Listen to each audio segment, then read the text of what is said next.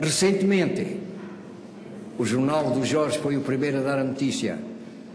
Tive a possibilidade de me ver ligado à filatelia portuguesa, porque há um selo comemorativo dos 150 anos da construção do caminho de ferro português no tramo de Lisboa ao Carregado. Foram publicados 5 selos e um deles é meu. Eu não conheço ninguém em Coimbra, desculpem-me, mas eu tenho que o dizer, eu não conheço ninguém em Coimbra que esteja ligado à filatelia. Portanto, das pessoas ou que sendo naturais de Coimbra ou que vivam aqui há tantos anos como eu, que estou perfeitamente integrado e enraizado nesta terra, de que eu gosto muito,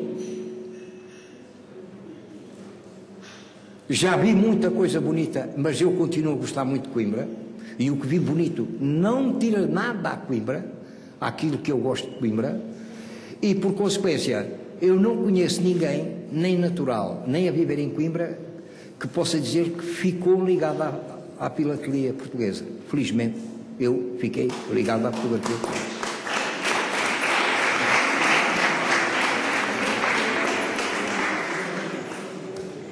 Muito obrigado por esta parte.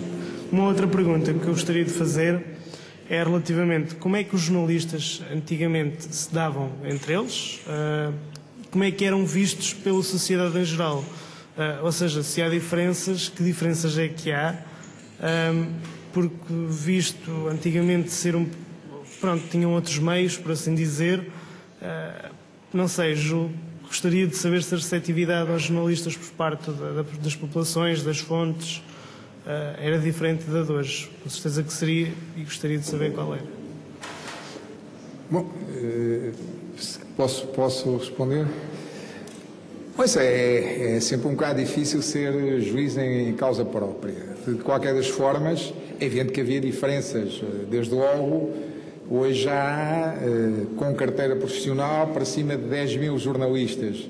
Na altura, como vos digo, havia 100 e tal em todo o país, não é? Portanto, embora se deva também mencionar que os grandes jornais nacionais tinham normalmente correspondentes, muitos dos quais não eram jornalistas. Ou era o professor, ou era o padre, enfim, eram pessoas que de algum modo mais cultas e que nos meios pequenos se encarregavam de dar conta do...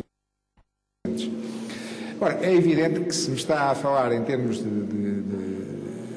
posicionamento social do jornalista, bom, tal como hoje o jornalista, pese embora nos tempos de censura ter uma margem de manobra muito mais restrita, mas tal como hoje influenciavam a opinião pública, portanto podiam promover ou despromover pessoas e instituições, portanto o que fazia com que obviamente fossem considerados, não é? Portanto, nesse aspecto julgo que não haverá uma grande diferença.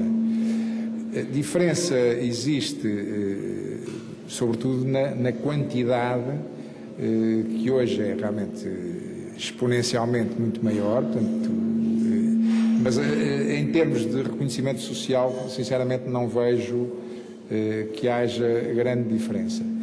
De qualquer das formas, há um aspecto que eu gostava de insistir, que me parece mais relevante do que isso, que eram as dificuldades com que se lutava para conseguir, por um lado, informações e, por outro lado, divulgá-las. Eu há pouco falei-vos do que aconteceu, a tal crise académica de 69, mas não concluí dizendo que muitos jornais conseguiram, de alguma forma, ludibriar a censura, fazendo notícias do género. Portanto, os exames começavam no dia 1 de junho, portanto já em pleno calor, a cidade apareceu absolutamente sitiada, portanto com polícia de choque, guarda republicana com jipes e metralhadoras, guarda republicana a cavalo à volta de toda a cidade universitária. Portanto, houve jornais que, como é que conseguiram transmitir o que se passava? Recorrendo a imagens, dizendo ontem em Coimbra o dia apareceu muito nublado, turistas invulgares que realmente nunca se tinham visto na cidade nesta época. Portanto, quer dizer, metaforicamente tentando transmitir o que se passava. Muitas vezes isso acontecia. E julgo que esse aspecto da dificuldade de transmitir os factos, mais do que o acesso às fontes, marcou essa época até 1974. Depois, obviamente, que o que aconteceu a posteriori é completamente diferente, porque houve, de repente, com a abertura, com a liberdade de imprensa, houve uma infinidade de gente que se tornou jornalista, quer dizer, todos os pequenos partidos tinham jornais, quer dizer, pulavam por aí jornais e candidatos a jornalistas. Então vou-vos contar só um episódio muito rapidamente, acontecido aqui em Coimbra. Havia um comício do MRPP, que então era um partido, embora não tivéssemos muitos militantes, mas era seguramente dos mais ativos, dos que, mais combativos.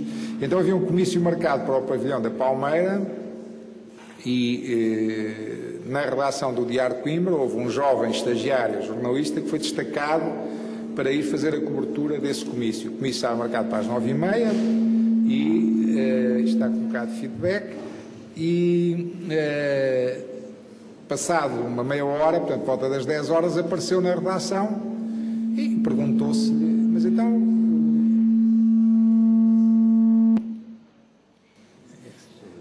Mas então... O comício foi assim tão rápido? Não houve comício. Então, não houve comício. Não, vim-me embora, porque realmente não houve comício.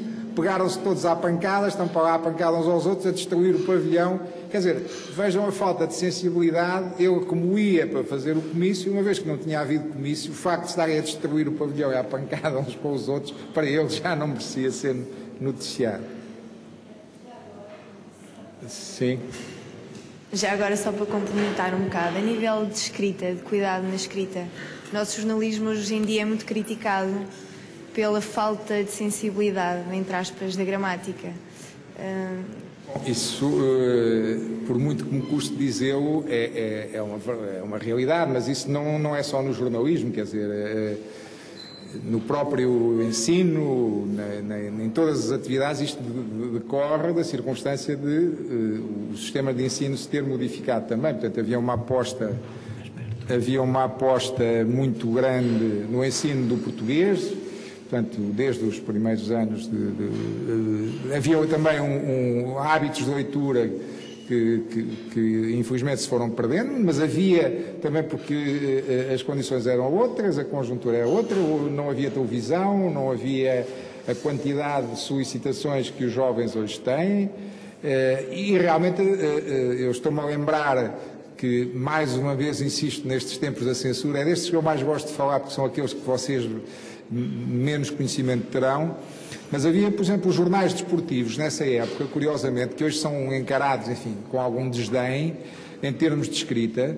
Os jornais desportivos tinham talvez dos melhores jornalistas em termos estilísticos que existiam nessa fornada, nessas gerações de jornalistas que escreviam muitíssimo bem, quer dizer, as peças deles eram, embora jornalísticas, mas eram verdadeiras peças literárias que ainda hoje podem ser apontadas como referência. Portanto, havia de facto um trabalhar dessa matéria-prima que era a palavra, muito mais cuidado e muito mais rico do que hoje sucede.